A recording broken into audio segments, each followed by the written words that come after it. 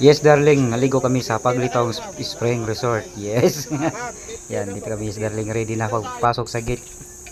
Ya, lakad muna papunta doon sa looban dahil nandun yung pinaka-main na swimming pool. Dito sa gilid, yes, darling. Dito mo makikita yung mga swimming pool na wala pang laman. Yan. Mamaya magkaroon ng laman siguro yan. At saka lakad ng lakad lang. Mga ano siguro to? 300 meters. Ang layo papunta doon sa resort, yes, darling. Kaya video tayo, yes, darling. Tapos yan na yun ang pinaka entrance ng resort.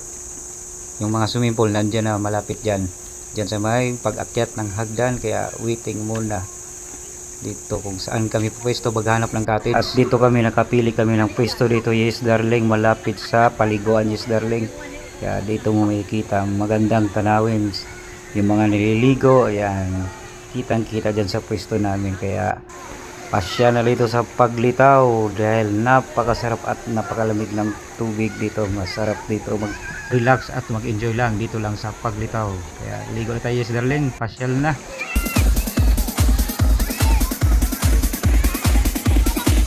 Team Angas Dance Fitness. Talagang mag-enjoy kayo dito pag dito kayo mag-swimming dito sa Paglitaw. Kaya, yes, darling, ligo na dito. Enjoy mga bata dito maligo, yes, darling. Kaya sarap pagpalamig at mag-relax. Yan, dito yung swimming pool na pambata talaga. Hanggang baywang na nila, pwede dyan. Kahit 7 taon, pwede na. Kaya dito sila matuto pag umpisa lumangoy. Alam nila, ilang sila dyan, oh. Tingnan nyo, oh. Team Angas Dance Fitness.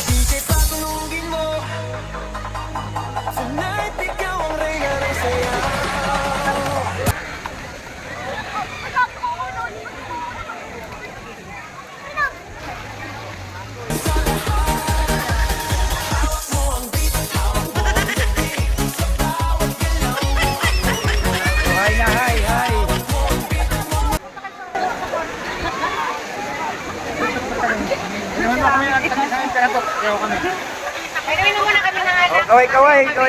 Hello! Patay tayong Res. Sorry po. Shout out, Res. Yes, darling vlog. Kami. Magkasama kami ito, Res, darling. Peng! Yo! Kaway! Shout out! See the world! Paglitaw! Appreciation!